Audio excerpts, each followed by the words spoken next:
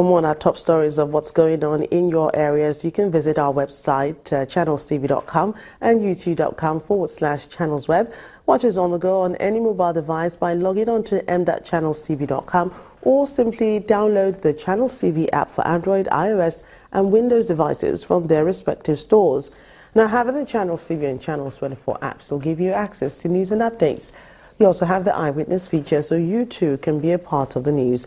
Just install the app, then tap and swipe to reveal the eyewitness menu and follow the instructions to share those pictures, videos or news of happenings around you. Following promises made last year to flood victims in Lapai local government, the Niger State government, through the State Emergency Management Agency, has started distributing relief materials and cash worth 40 million naira to affected residents. The Director General of the agency, Ibrahim Inga, says the materials were given by the state government to provide succor to affected communities. He says the government's goal is to put up measures to avoid any future disaster. Situation like this, you can't avoid people coming to claim what they are not entitled to. So we have already projected that, and that is why we are putting everything in place to make sure the victims are not shortchanged, and what is due to them is given to them. And that is why you can see I'm here myself. 19 communities are affected. About 256 people affected in the flooding situation. Our first effort is to come down and talk to them, have them down, and let them know that we are not happy with what happened, but that was the wish of God. Secondly, to communicate to the state government to come in quickly. And despite the financial situation we find ourselves, we put in our effort in many angles. The federal government says it's working out a plan to pay off costs incurred by the Borno State government in rehabilitating federal projects in the state. The Minister for Works, Power Works and Housing, Mr. Babatunde Fashola, who has been touring the northeast, inspecting federal roads and other projects across the zone, stated this in a meeting with Governor Kashim Shettima in Maiduguri, the state capital. He says the contractors of the Damaturu-Maiduguri highway are back to site, and the Works Ministry will liaise with that of Defense to give security support to the contractors. Believe that you have intervened in some of our roads, and we thank you very much for it, and also some of the public assets that have been damaged as a result of the insurgency. The federal government is working to deliver a comprehensive plan that will include a bond to pay off all those liabilities. It was part of Mr. President's statement during the budget presentation. It's a matter of principle that all of us, the actors, finance, debt management office, budget, and I believe Parliament have some understandable consensus on. So we are verifying those numbers. Our team has been here before, especially the Minister of Education, who was assigned to this place. We also get useful feedback from the Honorable Minister of State. Well, staying with the northeast, students from some of those areas affected by the insurgency, this time in Adamawa State, can now resume learning as life gradually returns to normal in their communities. According to the chairman of Madagali local government area, Mr. Yusuf Mohammed, over 70% of schools in the area have now reopened. The local government boss said this while distributing educational materials to some of those schools.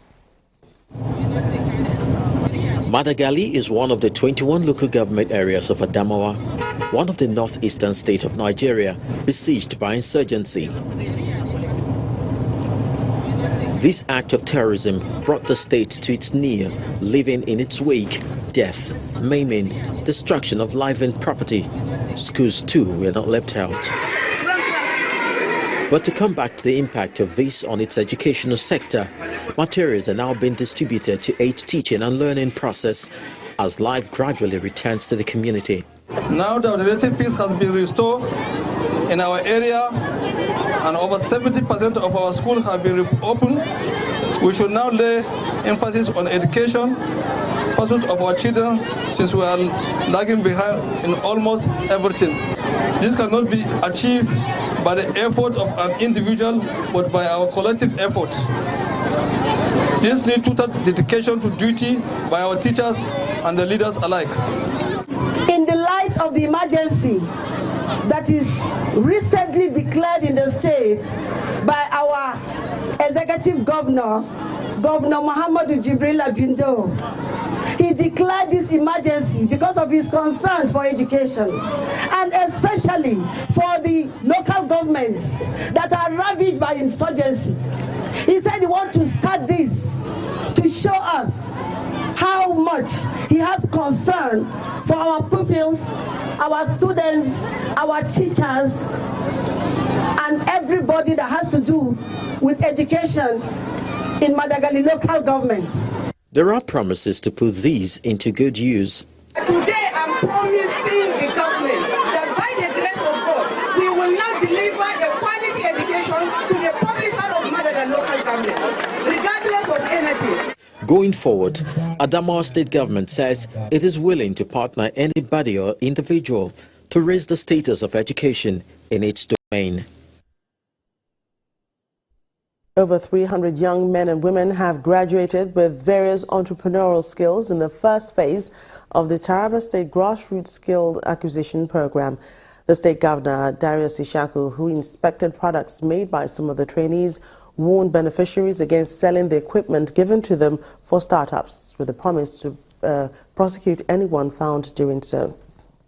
After undergoing 3 months of training to acquire skills in shoemaking, welding, hairdressing, tailoring, as well as information and communication technology, this first set of participants of the empowerment program gathered to be commissioned. The Chief of Staff to the Governor, who also acts as the anchor of the skills acquisition program, says the scheme cannot afford to fail, as the state has injected resources to productively engage women and youth. This, simply put, is a strategy he has developed to keep close watch over his critical service deliverables for the people of Taraba State in order to ensure that progress and deviations are closely monitored and feedback made available to him as promptly as possible. The state government has also set up a team of contact persons to monitor the progress of beneficiaries. The creation of yet another direct job to 335 and indirect job to 3,350 citizens of this state.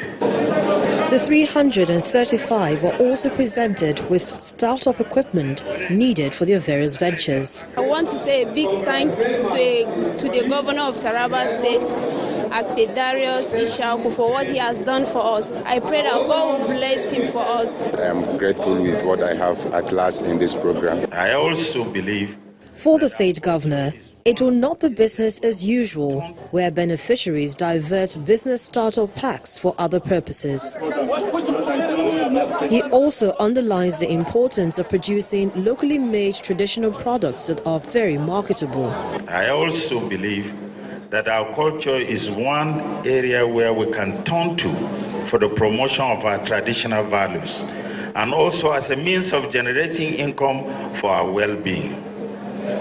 That was why I deliberately instructed that the training on the production of the Mumui traditional attire known as lantan and the Jukon attire known as kiazi should be included in the areas of the training. The Women and Youth Empowerment Scheme was launched in June 2016 under the Rescue Watch Initiative, a program developed by the current administration, and the state government promises to begin the second phase soon.